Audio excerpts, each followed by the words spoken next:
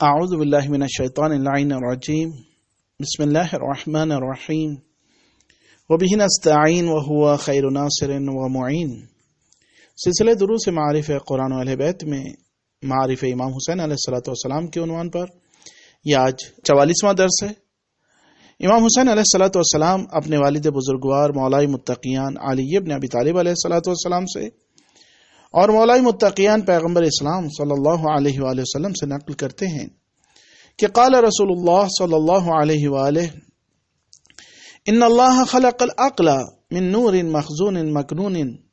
فی سابق علمه الذي لم يطلع عليه نبی مرسل ولا ملک مقرب فجعل العلم نفسه والفهم روحه والزهد رأسه والحياء عينيه والحکمت لسانه والرأفت همه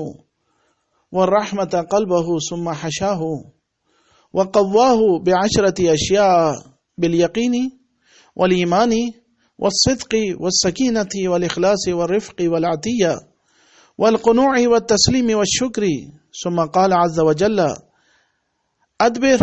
فادبر ثم قال له اقبل فاقبل ثم قال له تکلم فقال الحمد لله الذي ليس له ضد وند ولا شبيه ولا كفو ولا عديل ولا مثل الذي كل شيء لعظمته خاضع ذليل فقال الرب تبارك وتعالى وعزتي وجلالي ما خلقت خلقا أحسن منك ولا أتوع لي منك ولا أرفع منك ولا أشرف منك ولا أعز منك بك اوحد وبك اعبد وبك ادعى وبك ارتجى وبك ابتغي وبك اخاف وبك احذر وبك الثواب وبك العقاب فخر العقل عند ذلك ساجدا فكان في سجوده 1000 عام فقال الرب تبارك وتعالى ارفع رأسك وسل تعطى واشفع تشفع فرفع العقل رأسه فقال إلهي أسألك أن تشفعني في من خلقتني فيه فقال الله جل جلاله لملائكته أشهدكم أني قد شفعته في من خلقته فيه۔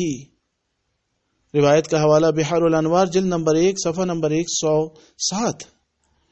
امام حسین علیہ السلام اپنے والد بزرگوار مولا متقیان سے اور مولا متقیان نبی اکرم صلی اللہ علیہ وآلہ وسلم سے نقل فرماتے ہیں کہ آپ نے فرمایا کہ اللہ تبارک و تعالی نے عقل کو اپنے علم کے تحت پوشیدہ نور سے خلق فرمایا، جس کے بارے میں نہ کوئی نبی مرسل آگاہی رکھتا تھا اور نہ کوئی مقرب فرشتہ۔ پھر علم کو اس کی جان اور سمجھ کو اس کی روح قرار دیا، اور زہد کو اس کا سر، اور حیا کو اس کی آنکھ، اور حکمت کو اس کی زبان، اور دل سوزی کو اس کی ہمت و رحمت کو اس کا قلب قرار دیا۔ پھر اسے بھرا اور قوی کیا 10 چیزوں سے، نمبر 1 یقین، نمبر 2 ایمان، نمبر 3 صدق، نمبر 4 اطمینان، نمبر 5 اخلاص، نمبر 6 رفاقت، نمبر 7 عطا، اور نمبر 8 قناعت، اور نمبر 9 تسلیم ہونا، اور نمبر 10 شکر کرنا۔ پھر عقل سے کہا کہ ذرا مڑو تو وہ مڑی، پھر کہا ذرا آگے آؤ، وہ آگے آئی، پھر اس سے کہا ذرا کچھ کلام کرو، تو عقل نے یوں کلام کیا۔ تمام تعریفیں اس اللہ کے لیے جس کا نہ کوئی نقیض ہے اور نہ کوئی اس جیسا ہے، جس کی عظمت کے آگے ہر چیز خاضع اور خاشع ہے۔ تو اللہ تعالی نے کہا مجھے قسم ہے اپنی عزت و جلالت کی قسم کہ میں نے تجھ سے بہتر کوئی چیز خلق نہیں کی ہے، اور نہ تجھ سے بڑھ کر میرا اطاعت گزار کوئی نہیں ہے،